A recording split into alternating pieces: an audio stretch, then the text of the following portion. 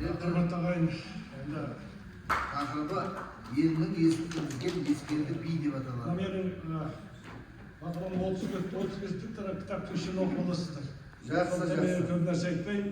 Біріншіден Түркістан екі дүниесі ғой, Түркістан ел, түріктің бесі ғой деп Мағжан айтқандай, Түркістан еліне келіп, Түркістан топырағын басқанымызға, Түркістанның суын ішкенімізге ризамын.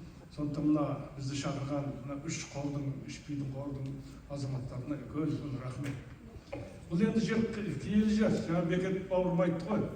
Шында да бүкіл билер институтының тарихын айтып тастады, бәрін айтты, енді оны мен сіздерге қайтып жатпайын. Бұл Түркістанның, бұл Ташкенттің бір кереметтігі, мына жетісу елінде, әсіресе біздің мына жалайырлардың 100 жылға тарта қоқанлықтың шабуылын көрген кезде пана болған. Қазалы деген Нәжімеді айтты ғой, Қазалы деген жер. Менің аталарым бәрі сол Қазалыда туған. Қабан жырауда, Ескелді биде, Балық биде бәрі сол Қазалының жерінде туған. Сондықтан бұл елдің барлығы біздің елімізде, жерімізді, халқымызда руымыз сақталып қалғанға бірден бір көмек болды. Мен екі-үш нәрсеге бөліп әңгімелейін. Біріншіден билер институты. Мына Атазан, мен 30 жыл Әл-Фараби атындағы Қазақ университетінде шешендік өнер туралы лекция оқимын.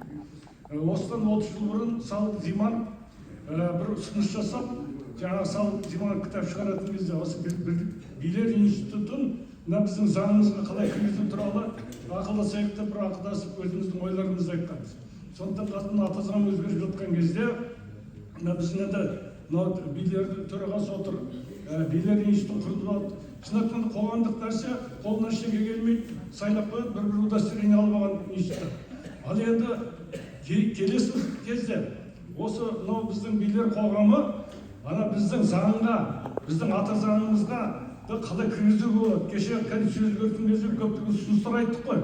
Сол сияқты қазір сол конституцияға байланысты бүкіл азаматтық кодекс, қылмыстық кодекс, басқа да кодекстердің бәрі өзгереді.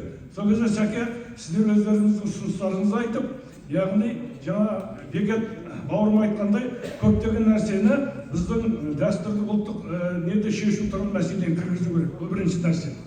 Екінші нәрсе, мына жүзге дейді ғой, жүз дегеннің нәрсесі кешегені шыққан нәрсе. Біз енді ол қазақтың тарихын, мен мынау бүкіл түрік дүниесінің бәрін араладым. Негізгі бүкіл халықтың бәрі тайпа мен рудан тұрады. Якутияға бардым екі рет. Қаңлылар отыр, нелер отыр, қыпшақтар отыр, қоңыраттар отыр, арғы Ормақайлар, Жалайырлар отыр. Термезге бардым, Қаптаған Қоңырат, Қырғызға бардым. Оларда, яғни бүкіл түрік дүниесі рудан тұрған, рудың бірлігінен тұрған. Яғни сондықтан қазір рудың бірлігі туралы, рулардың әрқайсының өзінде осындай билер институтына байланысты, билердің билігіне байланысты нәрсе өте көп айтады. Жаңа кімді билік құру, билік айту, биліктің өзінің ерекшелігі, билік қазақ билік айтуындағы жаңағы керек нәрсе деген нәрсенің барлығы, ол жаңағы Зимановтың еңбегінде, одан кейін Молдабековтің еңбектерінде, біздің еңбектерімізде айтты. Мен Ескелді Балық жаңа қазақтың бес шешендік өнері деген үлкен монография шығарып қойдым. Соның ішінде өзіміздің ойларымызды айтты. Шын мәніне келген кезде, шында да мынау дүние өзгеріп жатыр.